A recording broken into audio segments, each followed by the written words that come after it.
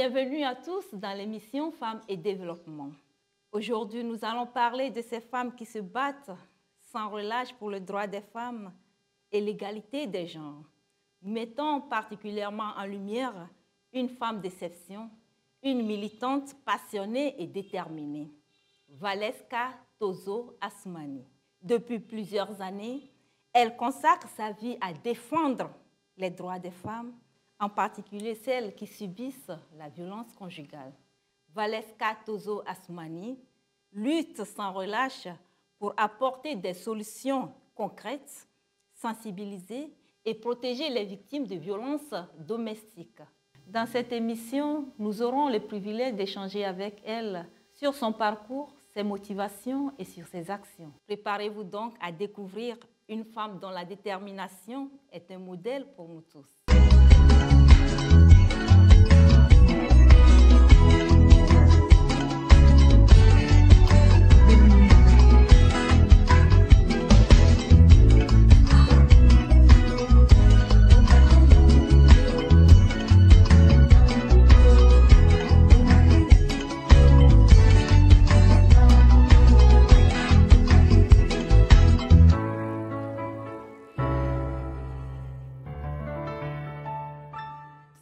Bonsoir, madame. Bonsoir, madame Bou. Nous sommes très heureux de vous accueillir sur ce plateau. Tout le plaisir est pour moi. Avant de se lancer dans les détails sur votre engagement pour le bien-être des femmes, des jeunes filles et la préservation de la famille, nous proposons à nos téléspectateurs de suivre ce documentaire qui nous plonge dans votre quotidien. Madame Valeska Tozo Assoumani est une figure montante dans le secteur du coaching en développement personnel. Elle consacre son quotidien à améliorer la vie de ses clients, comme ce matin où elle a encore un rendez-vous avec l'une de ses patientes. Son engagement et sa détermination à sauver des vies et à accompagner les individus dans leur épanouissement personnel sont sans égal.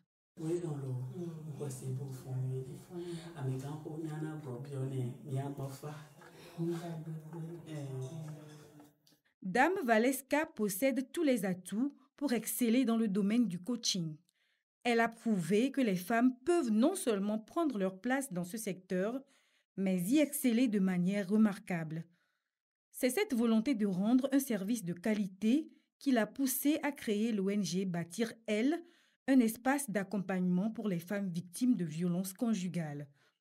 Je suis diplômée en marketing, communication et management. Je suis également thérapeute holistique depuis plus de 15 ans. Pasteur, entrepreneur, autrice, pour ne citer que ça, mais également coach professionnel certifié en développement personnel et en gestion matrimoniale, également accompagnatrice de vie certifiée. Aujourd'hui, en tant que femme multicasquette, je me définis, résiliente également, je me définis. Au sein de Bâtir Elle, des réunions régulières avec ses collaboratrices permettent de revoir les plans d'action, de programmer des séances de sensibilisation et d'organiser des séminaires pour mieux informer et accompagner les femmes. L'ONG Bâtir Elle regroupe des femmes déterminées à faire changer les mentalités et à offrir un soutien aux victimes de violences conjugales. Selon Aurélie Dang, la secrétaire générale de l'ONG, cette organisation est un pilier pour les femmes qui se battent quotidiennement contre ces injustices. Nous menons des actions caritatives. Dans nos actions caritatives, nous aidons à la scolarisation des enfants. Nous toutes, nous avons plus ou moins vécu une situation difficile dans nos vies. Donc, c'est un peu cela qui nous a réunis. C'est ce qui nous a motivés à l'accompagner dans son objectif. C'est un travail perpétuel, c'est un travail de tous les jours, c'est un travail de nous tous, que le gouvernement nous accompagne dans ce que nous faisons, et les hommes de bonne volonté aussi. Madame Valeska Tozo Assoumani ne se contente pas d'être un coach. Elle est aussi une servante de Dieu, communément appelée pasteur. Cette dimension spirituelle lui permet de mieux gérer ses activités professionnelles en trouvant l'équilibre entre son rôle de coach, son engagement social et son rôle dans sa communauté chrétienne.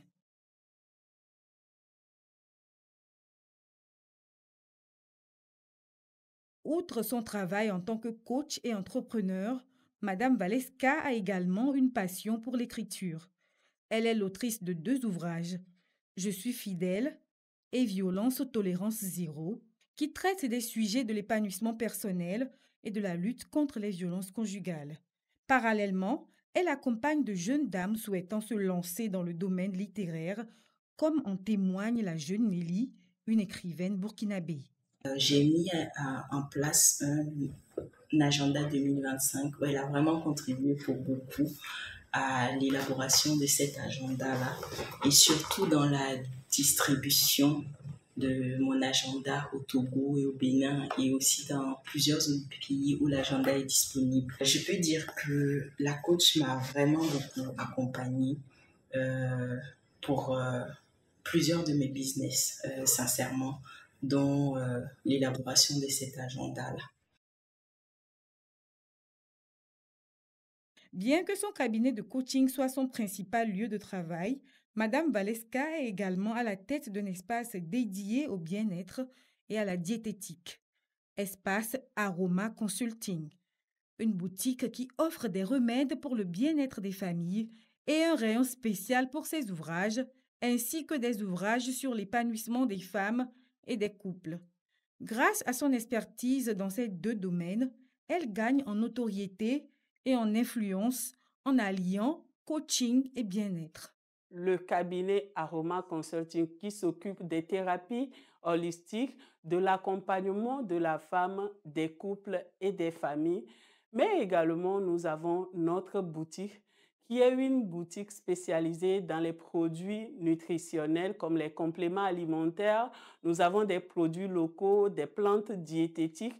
Le but, c'est de promouvoir le bien-être de l'individu et de la famille. Que vous soyez malade ou pas, vous pouvez avoir des thés, des infusions ici, des compléments alimentaires pour vous soigner, vous renforcer ou prendre soin de vous. C'est un peu la continuité de ce que nous faisons. Madame Valeska et son équipe de Bâtir Elle interviennent également dans les écoles pour sensibiliser les jeunes aux problèmes qui les affectent, comme la violence et la toxicomanie. Ils apportent également un soutien matériel en offrant aux élèves des fournitures scolaires et en soutenant certains d'entre eux dans leur parcours éducatif. Nous avons compris que le bien-être, c'est un tout. Le plan spirituel, le plan émotionnel, le plan psychologique, financier, le plan physique. C'est un tout en fait. Aujourd'hui, Madame Valeska peut être fière de tout ce qu'elle a accompli.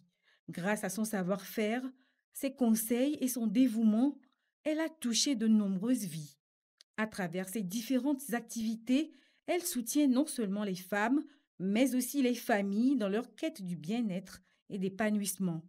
Madame Valeska Tozo Assoumani, comme d'autres femmes togolaises, contribue activement à la construction d'une société plus juste et plus équitable pour tous.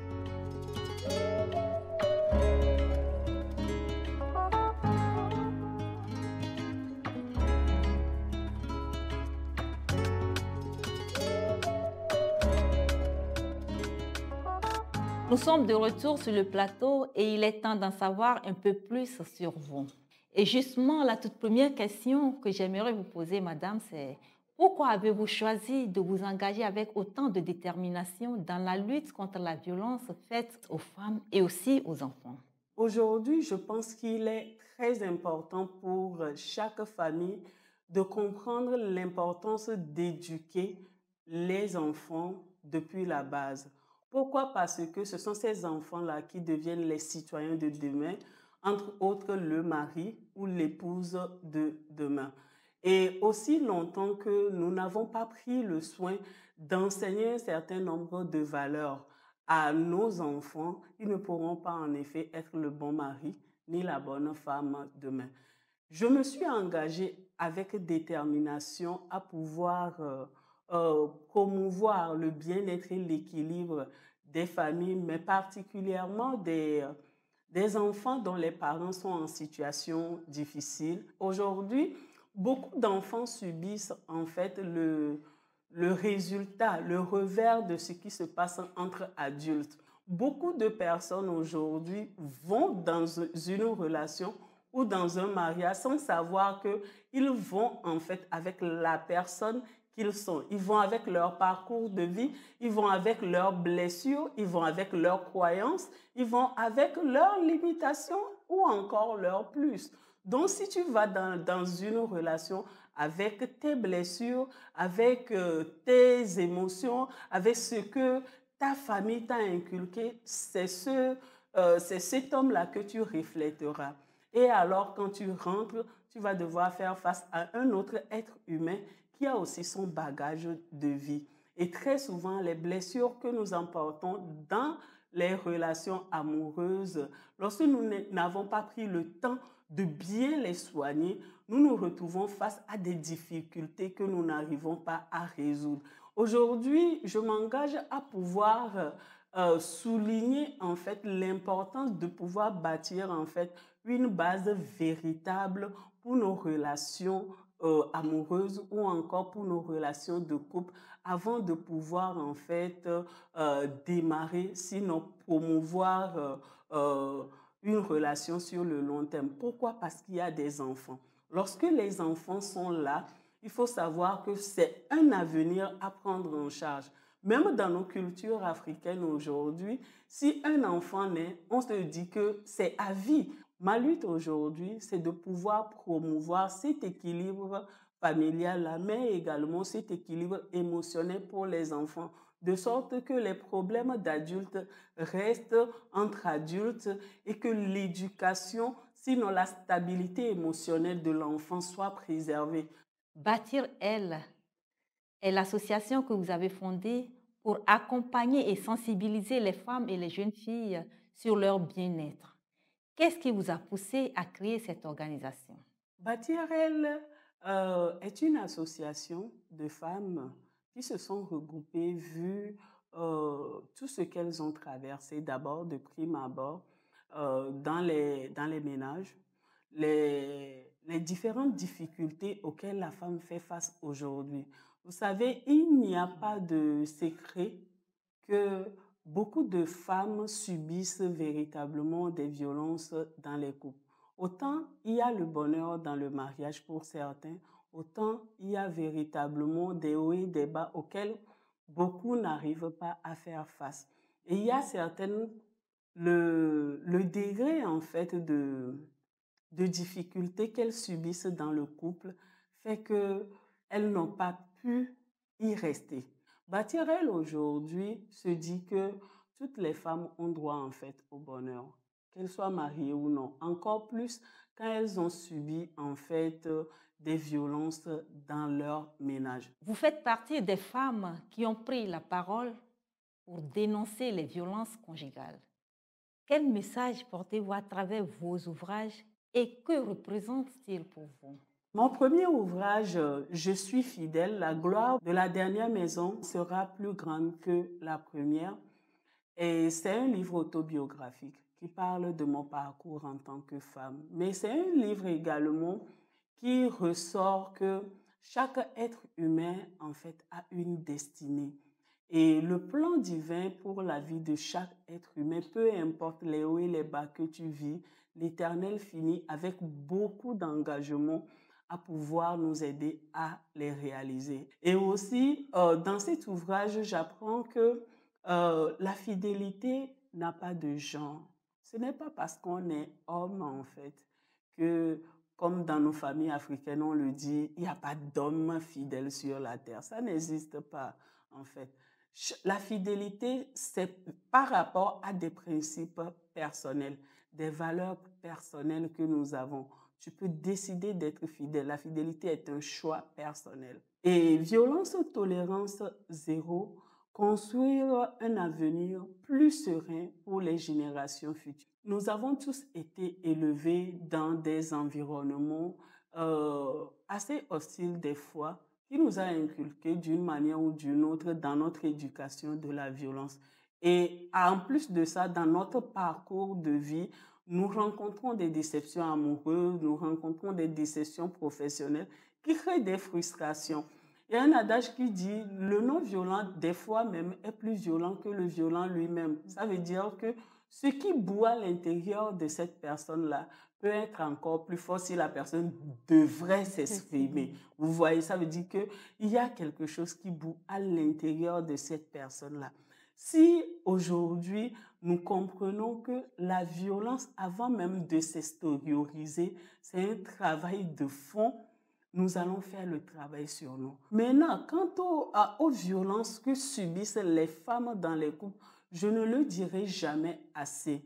Il est temps aujourd'hui que nous comprenions que la réussite d'un foyer ou d'un mariage ou la dénomination en fait de la bonne femme ne signifie pas qu'il faut subir. Parce qu'aujourd'hui, beaucoup ont l'impression que quand on dit vos parents ont subi plus que ça, mais elles sont restées, ça veut dire que tu es une bonne femme. Non, non, non. Ce n'est pas le fait de subir dans le mariage qui signifie en fait que tu es une bonne femme. Nos parents ont subi. Mais quel était l'état émotionnel de nos parents, de nos mamans quand elles partaient, quand elles étaient mourantes? Non. Aujourd'hui, il est temps de pouvoir arrêter de subir, mais de promouvoir la paix. Violence, tolérance zéro, plus jamais de violence dans les couples, dans l'éducation des enfants et dans nos vies. Cela fait plus de 15 ans que vous vous engagez pour le bien-être des couples. Quel état des lieux faites-vous aujourd'hui de cette situation?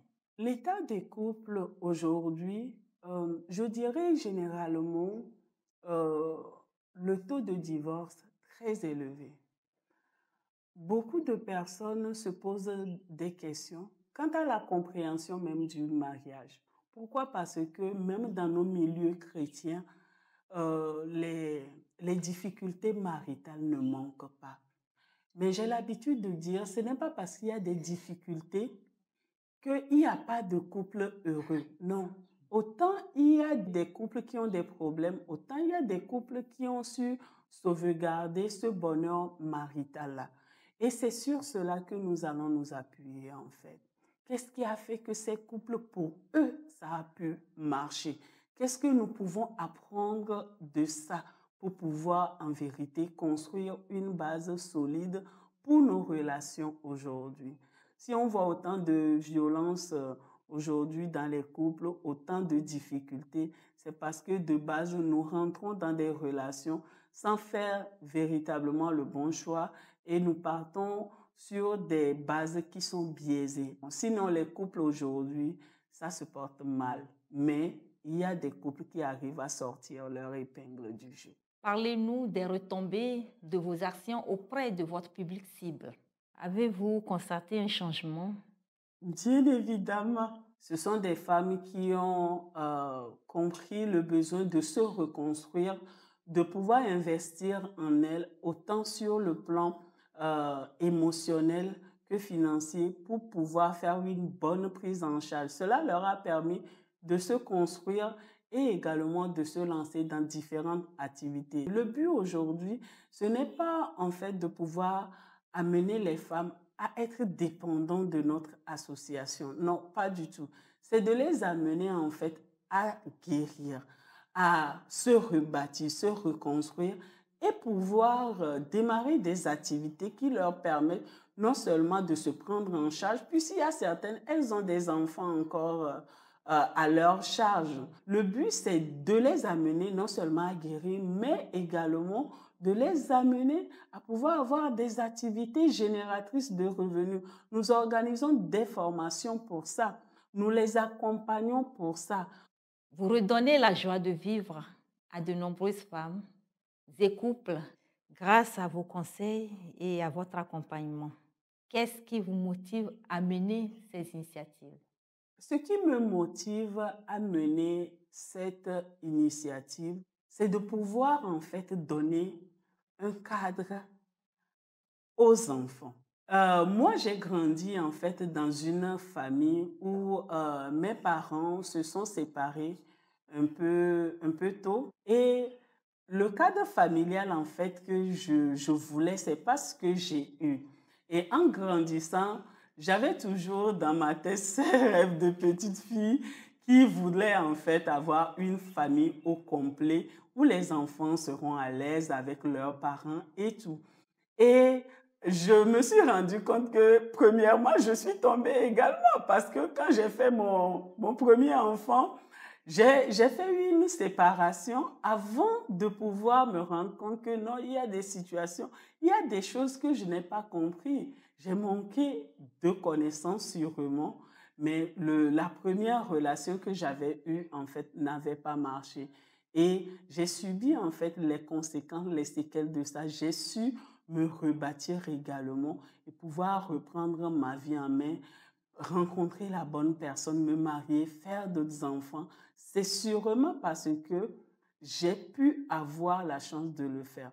Si aujourd'hui, je veux que les familles retrouvent leur équilibre, c'est pour pouvoir véritablement s'épanouir. Pour moi, les couples doivent pouvoir travailler à leur épanouissement personnel parce que cela va leur permettre de pouvoir s'épanouir dans le couple et construire un avenir plus serein pour les enfants qui vont sortir d'eux.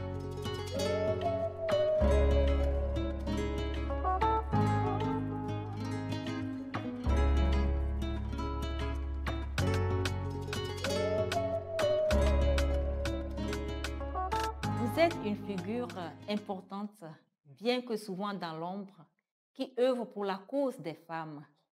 Tout cela ne se fait certainement pas sans obstacle. Pouvez-vous nous parler des défis que vous rencontrez et de la manière dont vous comptez les surmonter? Le premier défi aujourd'hui, c'est de pouvoir rester canalisé dans mon couloir sans être dispersé, sans être, entre guillemets, mélangé forcément à ceux qui se proclament coach parce que le coaching, ce n'est pas qu'un nom, c'est une déontologie qui va avec, c'est un travail de fond qui va avec. Donc, rester dans son couloir. Ce que j'ai fait, c'est pouvoir prendre des formations de qualité, c'est de pouvoir rester, comme je le dis, dans ma mire sans pouvoir me disperser. Le second défi que je rencontre dans ma vie de chaque jour, comme on le dit, dans chaque métier, nous avons besoin de financement. Et pour moi, qui accompagne les femmes, avant toute chose, je me dis que je dois être l'exemple de ce que je suis en train de promouvoir, de prôner en fait chaque jour. Donc, j'ai commencé moi-même parce que à côté d'être coach, je suis également entrepreneur.